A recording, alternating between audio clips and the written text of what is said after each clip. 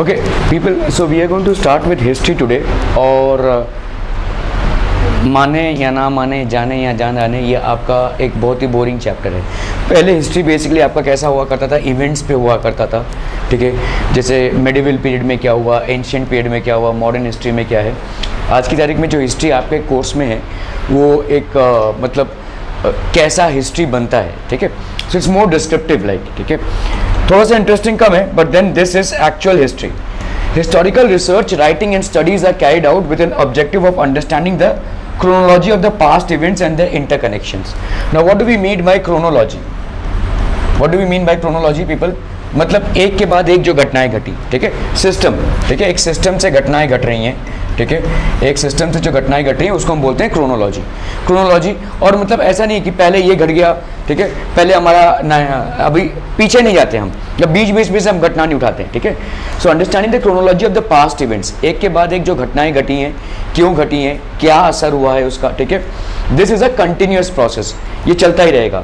In the physical and natural sciences, the empirical method, lab method of experiments and observation, तो आपका जितना भी दूसरे साइंसेस हैं, देखो हिस्ट्री को भी साइंस बोला गया है, and we will see why history has been called as a branch of science, ठीक है। दूसरे जितने भी साइंस के सब्जेक्ट्स हैं, फिजिक्स हो गया, केमिस्ट्री हो गया, बायो हो गया, मैथ्स तक, ठीक है, we can basically prove them in the lab, हम उनको लैब में प्रूव कर सकते हैं एक्सपेरिमेंट्स करके, ठीक है। Experiments and observations used to verify the available knowledge. भाई साहब न्यूटन बोल के गया है, लेकिन ये एक्चुअली में सही है कि नहीं, हम इसको प्रूव कर सकते हैं, ठीक है। All scientific things are basically provable in the lab, ठीक है। This method allows formulating laws that remain true irrespective of the time and space. तो न्यूटन 1800 में जो बोल के गया था आज भी वो लागू होता है, that is applicable today as well, है ना। so irrespective of time and space, time और स्पेस से मैटर नहीं करता है, जो लॉ बन गया है वो बन गया है, और वो हम उस लॉ को प्रूव कर चुके हैं बकायदा, ठीक है। In historical research it may not be possible to use the method of lab experiments and observations. तो हम यहाँ पे लैब एक्सपेरिमेंट्स और ऑब्जर्वेशन से हिस्ट्री को नहीं समझ सकते, ना ही जान सकते हैं, ठीक है। This is so because we are not present in the historical time and space and the historical events can not be recreated. जो बीत चुका है उसको आप फिर से रिक्रिएट नहीं कर सकते, है ना। एक कोई एक्सपेरिमेंट है उसको आप रिक्रिएट कर सकते हैं, न्यूटन ने जो एक्सपेरिमेंट किया रहेगा वो आज भी आप कर सकते हैं, ठीक है। बट हिस्ट्री में जो घटनाएं बीत चुकी हैं, गांधी के टाइम पे या हिटलर के टाइम पे, ये सब घटनाएं फिर से नहीं हो सकती, है ना। It can not be recreated. Also in history it is not possible to formulate laws that remain true irrespective of the time and space. ऐसा कुछ लॉ हम नहीं निकाल सकते हैं जो ट्रू रहेंगे। जैसे साइंस में जो लॉज हैं वो ट्रू रहेंगे irrespective of time and space, history में ऐसे लॉज नहीं हो सकते। To begin with we need an expert who knows the language and script of historical document in order to read it and understand its meaning. तो हमारे historical documents होते हैं, अलग अलग सदियों में अलग अलग भाषाओं का प्रयोग होता था, और उन भाषाओं में अलग अलग डॉक्यूमेंट्रीज लिखी गई हैं जो उस टाइम के इवेंट्स पे आधारित हैं, ठीक है। सो इनको समझने के लिए हमको एक एक्सपर्ट चाहिए, मतलब जो जिसको संस्कृत आती हो, जिसको पाली आती हो, या उस टाइम पे जो भी स्क्रिप्ट में जो भाषा लिखी गई हो उसको आता हो, द्रविडियन आता हो, ठीक है। Also, the experts can examine the authenticity of the document by using criteria such as lettering style, author style of writing, manufacturing date and type of paper, stamps of authority, etc. ये वाकई में genuine है कि नहीं। देखो कल को मैंने कुछ भी लिख दिया ऐसे पत्ते पे और बोल दिया कि ये शिवाजी महाराज के टाइम का है, भाई साहब ये नहीं हो सकता, राइट। तो क्योंकि जो लोग एग्जामिन करते हैं वो पूरा पूरा एग्जामिन करते हैं, पेपर को भी देखेंगे या पत्ता जो है उसका एज भी डिटरमिन कर लेंगे, जो राइटिंग है उस स्टाइल को भी देखेंगे, क्योंकि वो सब कुछ उस दौरान के चीज़ों से मिलता जुलता है कि नहीं, तभी हम उसको बोल सकते हैं ऑथेंटिक, है ना। Then only we can say that is authentic. जैसे आप कोई शूज़ खरीदते हो, आपने समझ लीजिए भाई साहब एडिडास का शू खरीदा, तो वो ऑथेंटिक भी होता है, ट्रू कॉपी भी होता है उसका, है ना, फर्स्ट कॉपी भी आता है, तो वो समझ सकता है, जिसको समझ है वो समझ सकता है कि फर्स्ट कॉपी क्या है और ऑथेंटिक कौन सा है, ठीक है। तो इसी तरह से जो हिस्टोरियंस होते हैं उनको भी ये समझ होती है कि जो डॉक्यूमेंट हम देख रहे हैं वो वाकई में ऑथेंटिक है कि नहीं। Such a document is further scrutinised by a historian with the help of relevant historical references. तो ये हिस्टोरियन जो है तो रेलेवेंट हिस्टोरिकल रेफरेंसेस से फिर से इसको स्क्रूटिनाइज करता है। अगर हम देखो यहाँ पे टेबल देखें तो हिस्टोरिकल रिसर्च मेथड में अगर आप देखोगे, राइटिंग ऑफ हिस्टोरिकल नैरेटिव, कोई भी जो घटना घटी है हिस्ट्री में उसको हम कैसे बोलते हैं, एग्जामिनिंग रेलेवेंट रेफरेंसेस, ठीक है, examining relevant references of the available historical information, collecting historical information, highlighting the process that lead to historical transitions, carrying out comparative analysis. ठीक है, तो हिस्टोरिकल इंफॉर्मेशन को कलेक्ट करना, जो हिस्टोरिकल ट्रांजिशंस हुए थे, इस दौरान ये हुआ, उस दौरान ये हुआ, एक से दूसरी घटना में कैसे परिवर्तित हुआ। ठीक है, जैसे फ्रेंच रेवोल्यूशन हुआ, तो फ्रेंच रेवोल्यूशन को समझने के लिए हमको उस टाइम की सोसाइटी को समझना पड़ेगा, उस टाइम की सोसाइटी में क्या क्या कमियां थी, लोगों में क्या मिजरी थी, इन सब चीज़ों को समझना जरूरी है। ठीक है, आउट कंपैरेटिव एनालिसिस। ठीक है, understanding the references regarding time and space of the given historical events. Gandhi के टाइम पे किस तरह से रेवोल्यूशन हुआ, ठीक है, भगत सिंह के टाइम, मतलब इस टाइम पे कैसी सोसाइटी थी। ठीक है, given historical events and various conceptual frameworks used in historical research method. तो अलग अलग हिस्टोरिकल रिसर्च मेथड में अलग अलग कॉन्सेप्ट्स यूज हुए हैं, कैसे हिस्ट्री को देखना है, ठीक है, कैसे हिस्ट्री को समझना है। Formulating relevant questions in view of historical references, जो रेलेवेंट क्वेश्चंस हैं, उल्ट सुल्ट कोई भी क्वेश्चन नहीं, ठीक है, जो उस हिस्टोरिकल घटना से जुड़ी हुई चीजें हैं या उसके नॉलेज को एक्सपैंड करती हुई चीजें हैं, उनको हम बोलेंगे रेलेवेंट प्रेफरेंसेस। ठीक है, okay. Formulating hypothesis, formulating hypothesis मतलब ये हो गया critically examination of various sources of history. जितने भी सोर्सेज ऑफ हिस्ट्री हैं उनको क्रिटिकली एग्जामिन करना, हाँ ये हुआ था, ये हुआ था, ये हुआ था, and so on and so forth. Are we getting this people? समझ में आ रहा है ये? ठीक है, okay. Methods of various disciplines are useful in historical research. For example, archaeology. Archaeology मतलब जैसे समझ लो खुदाई का काम करना और उसमें से कुछ निकालना, ठीक है, आर्कियोलॉजी हो गया। आर्काइवल साइंस, ठीक है। मैन्यूस्क्रिप्टोलॉजी मतलब हमको जो भाई साहब स्क्रिप्ट मिला है, ठीक है, उस टाइम के किस भाषा में लिखा गया, किस पे लिखा गया, उसका एज क्या है, किस चीज को पर्टेनिंग है, ठीक है। एपिग्राफी, स्टडी ऑफ इंस्क्रिप्शंस, ठीक है। एपिग्राफी मतलब जो जैसे आपका 1 रुपए का कॉइन देखा है आपने, उसमें ठप्पा रहता है तो इंस्क्रिप्शन है वो, ठीक है, दैट इज बेसिकली इंस्क्रिप्शन, तो इसको हम एपिग्राफी बोलेंगे। एनालिसिस ऑफ लेटरिंग स्टाइल, किस स्टाइल में लेटर्स को लिखे जाते थे, ठीक है। Linguistics, language. Numismatic, study of coins, ठीक है, पूरा पूरा कॉइन्स का स्टडी, क्योंकि कॉइन्स से हमको बहुत सारा इंफॉर्मेशन मिलता है, किस राजा के टाइम पे कौन सा कॉइन रिलीज हुआ, क्या उसका मतलब रीन था, ठीक है। Genealogy, study of lineage etcetera, ये सारी तमाम चीजें हैं, ठीक है, जो हिस्ट्री में बहुत बहुत ज्यादा इंपॉर्टेंट है। Okay, we have learned about the historical research method, critically examining the historical sources and writing the historical narrative. The writing of critical history, ठीक है, narrative is known as हिस्टीरियोग्राफी, ठीक है। क्रिटिकल हिस्ट्री मतलब जैसा हुआ था वैसा ही हिस्ट्री को प्रेजेंट करना, इसको हम क्या बोलेंगे? हिस्टीरियोग्राफी, ठीक है। A scholar who rights such a narrative is called a historian. तो जो पूरा पूरा लिखता है ऐसे, the historian can not include every past event in his narrative. भाई देखो, अभी देखो, समझ लो तुम्हारे दिन में कितनी घटनाएं घट जाती हैं एक दिन में, ठीक है, कितनी चीजें तुमने देख ली, कितनी चीजें तुमको दिखा, कितना चीजें तुमने महसूस किया, क्या सबको डॉक्यूमेंट्री कर सकते हैं हम? नहीं।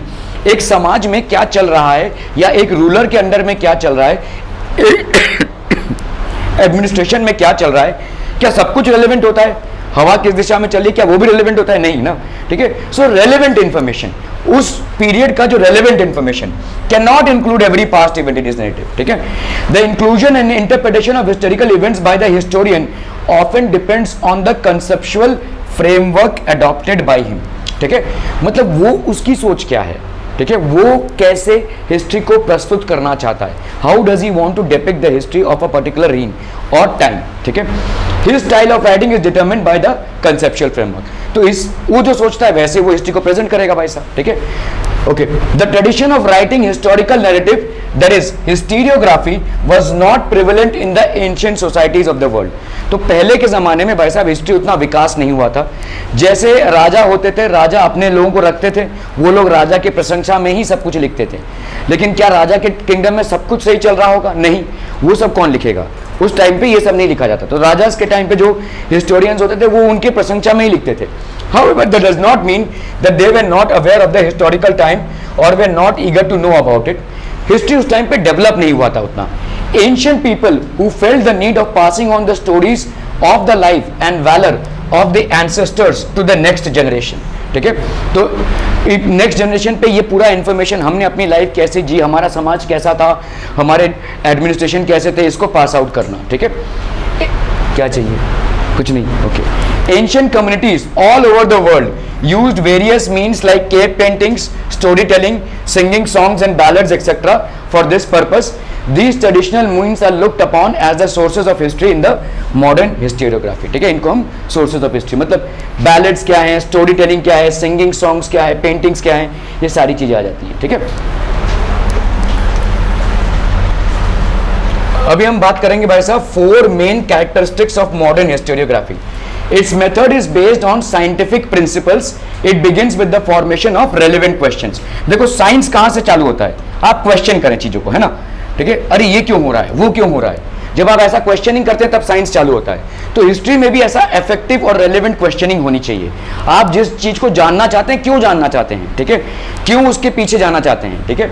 These questions are anthropocentric. It means that these questions are about the deeds of the members of ancient human society of a particular period. एक पर्टिकुलर पीरियड में लोगों ने कैसे व्यवहार किया, लोगों ने कैसा बर्ताव किया, लोगों ने कैसा अपना लाइफ जिया, कैसे उनका थॉट प्रोसेस था, कैसे वो इवॉल्व हुए, क्या उनका रहना पीना खाना था, ठीक है।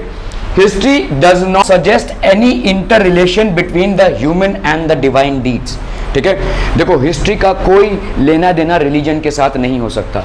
डिवाइन डीड्स में हम मतलब देखो जैसे हमारे महाभारत वगैरह में जो लिखा गया है वो हमको मिलता है, लेकिन वाकई में वो घटना हुई है कि नहीं, हिस्ट्री वेरीफाई करेगा, ठीक है। हिस्ट्री के साथ इन सब चीजों का कोई लेना देना, जैसा साइंस है वैसा ही है, ठीक है। साइंस के साथ डिवाइन डीड्स का कोई लेना देना नहीं है, ठीक है। हिस्ट्री के साथ भी ह्यूमन डीड्स और डिवाइन डीड्स के साथ कोई लेना देना नहीं है, ठीक है, क्लियर है। Answers to this questions are supported by relevant evidence. तो जितने भी आपके क्वेश्चंस हैं हिस्ट्री के रिलेटेड वो रिलायबल एविडेंस से सपोर्ट होते हैं। मतलब ये हमको, मतलब हमने वहां पे खुदाई की तो ये स्टोन मिला, ये कॉइन मिला, ये बोलता है कि ऐसा ऐसा हुआ था। History presents a graph of mankind's journey with the help of past human deeds. तो जितने भी पास्ट ह्यूमन डीड्स थे उस पे मैनकाइंड की जर्नी बताता है। It is said that the modern historiography with the above characteristics has its roots in the ancient Greek historical writings. देखो ग्रीक जो सभ्यता थी ना, ठीक है, Greek civilization was a very old civilization, और ग्रीक में पहले सभ्यता का विकास हुआ ग्रीस में, ठीक है।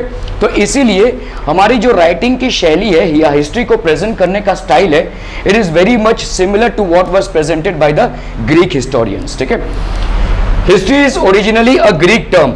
Herodotus, the Greek historian of the 5th century BC, used its first for his book entitled The Histories, ठीक है। इसमें इसने पहली बार इस टर्म को यूज किया, उसके बाद से हिस्ट्री आया, ठीक है।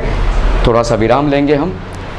अरे भाई तू कंफ्यूजन की दुकान, अभी तो पूछा मैंने क्या, अभी क्या चाहिए, हो गया तो मैं क्या करूं, जो टाइम है वही जाएगा ना, हो गया तो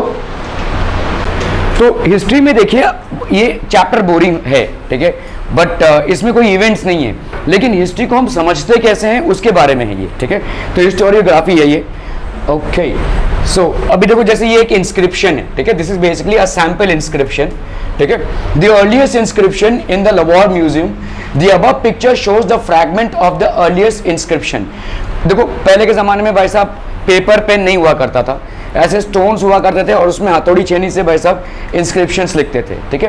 काफी मेहनत मुशक्कत का काम था, लेकिन that's how things were depicted. So the above picture shows a fragment of the earliest inscription, a forward marching file of soldiers, ठीक है, is seen here, the general is in the front. तो soldiers मार्च कर रहे हैं और general front में है, मतलब कोई वॉर का बेसिकली पिक्चर डिपिक्ट किया गया है।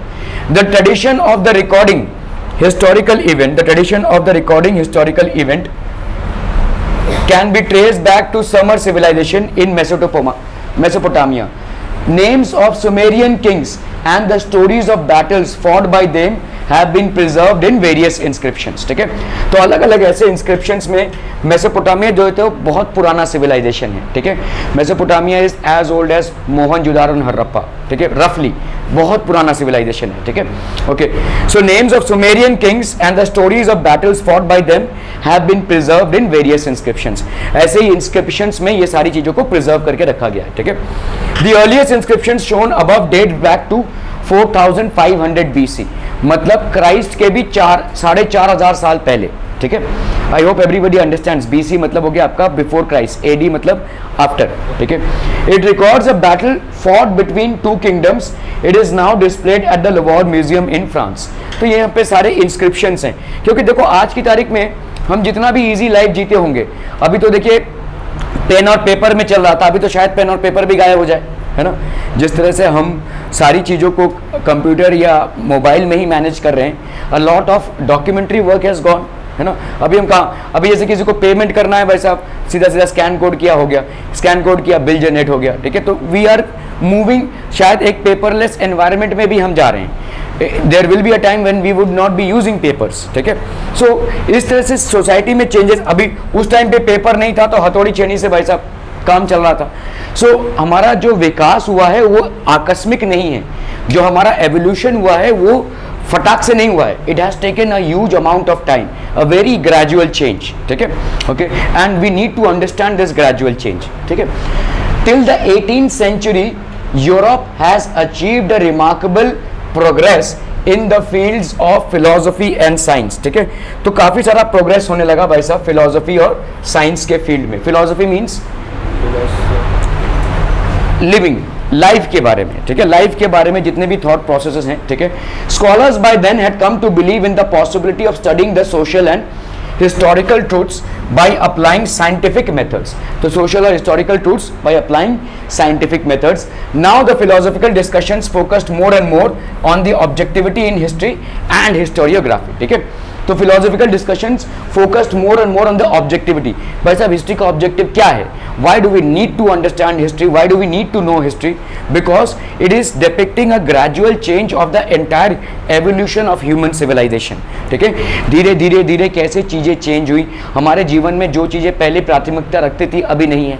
जैसे आज से 100 साल पहले अगर तुम किसी को बोलते थे कि भाई साहब तुम खड़े खड़े यहाँ से किसी को अमेरिका में बात कर सकते हो, तो वो आपके ऊपर हंसता होगा, है ना, ये क्या बोल रहा है भाई, ठीक है।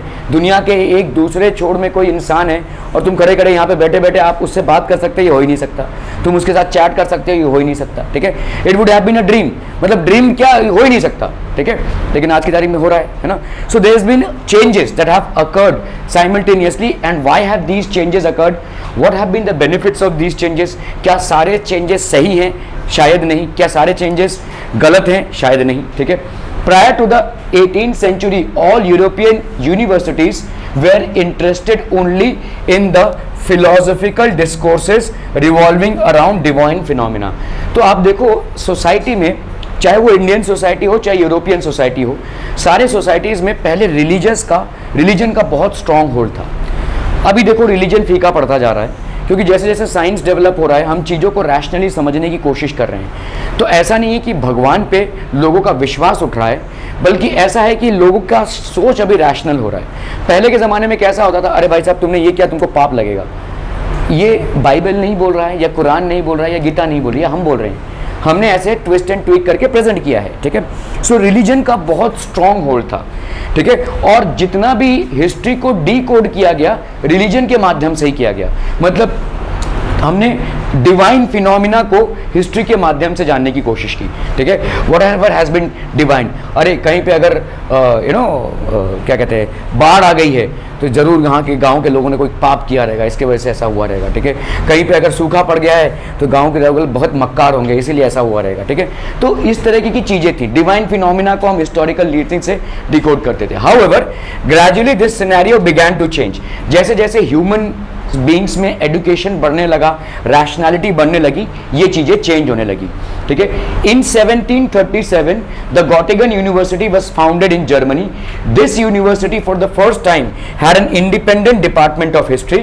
Letter other German universities also became centres of historical studies. बहुत इंपॉर्टेंट है ये, पहला जो यूनिवर्सिटी जिसमें एक अलग डिपार्टमेंट बना हिस्ट्री का, वो था इन 1737 गॉटिगन यूनिवर्सिटी इन जर्मनी। यहाँ पे हिस्ट्री को एक अलग सब्जेक्ट की प्राथमिकता दी गई और इसको एक अलग डिपार्टमेंट दिया गया, ठीक है। That was given a different department altogether. Are we clear on this one people, ठीक है।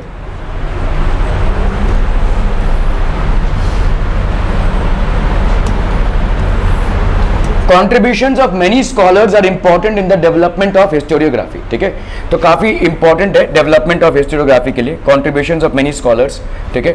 Let us have a look at the contribution of a few notable scholars. Scholars मतलब जिन लोगों ने हिस्ट्री में अच्छी खासी रिसर्च की है, अच्छा खासा प्रेजेंटेशन दिया है और जिनकी अंडरस्टैंडिंग हमारे में स्टैब्लिश होती है, ठीक है। तो आपके कॉन्ट्रीब्यूशंस क्या क्या हो गए।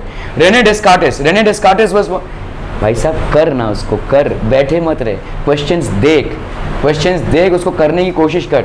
मुझे भी मालूम है तुमको फुल मार्क्स नहीं मिलने वाले हैं, किसी को भी नहीं मिलने वाले, पेपर मैंने बनाया है और पढ़ाया भी मैंने ही है। Rene Descartes was the foremost among scholars who insisted on verifying reliability of historic maths. भाई साहब एक ऐसा सब्जेक्ट है जहां पे आपके पास स्कोप है स्कोर करने का, अगर आपको चीजें आती होंगी। दूसरे सब्जेक्ट्स होते हैं जहां पे अगर आप रट के नहीं हो गए हो तो कुछ नहीं कर सकते, यहाँ पे उसको स्कोप बनता है। देखो ना क्या क्या स्कोप बन सकता है। अगर आप अपने टाइम को यूटिलाइज नहीं कर सकते हैं, चाहे वो स्टडी टाइम हो चाहे एग्जाम टाइम हो, then you are failing as a student. आपका फेलियर निश्चित है, आप फेल होंगे ही। आज एक टेस्ट में शायद आप अच्छा कर लेंगे, आगे चल के आप गिरेंगे ही गिरेंगे अगर आपका स्टडी टाइम मैनेज नहीं हो रहा है और most importantly exam time manage नहीं हो रहा है। जैसे एग्जाम टाइम ओवर हो गया उसके बाद भी लिख रहे हैं, ये भी गलत है, और एग्जाम टाइम के आधे घंटे एक घंटे पहले फिनिश करके पेपर बैठे हुए, ये भी गलत है। हो ही नहीं सकता, कोई पेपर ऐसा बनता ही नहीं है जो आपके एग्जाम टाइम के साथ कोरिलेट ना हो। ज़्यादा से ज़्यादा आप अगर अच्छे से प्रॉपरली एग्जाम देंगे तो शायद 5 मिनट पहले फिनिश कर पाएँ, ताकि 5 मिनट का आपको रिविजन रहे। जो लोग आधा घंटा 1 घंटा पहले बैठे रहते हैं ना पेपर करके और निश्चिंत हो जाते हैं, हो गया मेरा, गलत है भाई साहब, पूरी स्ट्रैटेजी गलत है आपकी। अगर हो भी गया रहेगा ना तो please revise, you might score may be 2 और 3 मार्क्स मोर, मे बी 4 और 5 मार्क्स मोर। और आप ये जानते नहीं है कि ये 4 और 5 मार्क्स का जीवन में आपके क्या महत्व है। ये 4 और 5 मार्क्स आज शायद आप ना समझ पाएं, लेकिन एक टाइम आएगा जब कंपटीशन में ये 4 और 5 मार्क्स की वजह से आप लाखों लोगों को पीछे छोड़ेंगे। अभी इनको क्या हो गया।